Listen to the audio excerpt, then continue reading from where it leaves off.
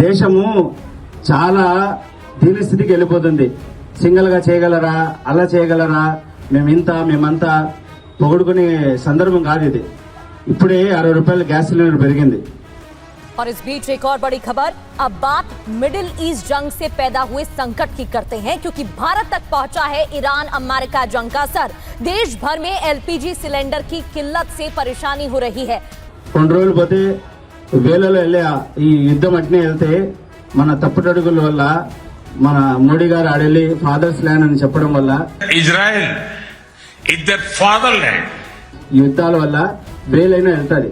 ఇటువంటి సందర్భాల్లో మీరు గెలుస్తారా, సింగిల్ గా చేస్తారా, మీరు ఇదే ఆ సందర్భం కాదు ఇది. దేశాన్ని ఎలా కాపాడుకోవాలా, రాజ్యాంగాన్ని ఎలా కాపాడుకోవాలా, కనీస భద్రత ఎలా ఇవ్వాలా దేశానికి, ఆ సందర్భం ఇది. దేశం కోసము, పదవుల కోసం కాదు కాంగ్రెస్, దేశం కోసము, పేదవారి కోసము, ఎస్సీ ఎస్టీ మైనార్టీల కోసం పనిచేస్తుంది. దేశంలోని ప్రతి పౌరుడు బాగుండాలనే ఉద్దేశం చేస్తుంది. దానికోసం రాజ్యాంగం కాపాడే విధంగా, దేశాన్ని కాపాడే విధంగా ఎవరు వచ్చినా అందరినీ కలుపుకొని వెళ్తుంది. పదవులు కాదు కాంగ్రెస్ పార్టీకి ముఖ్యం.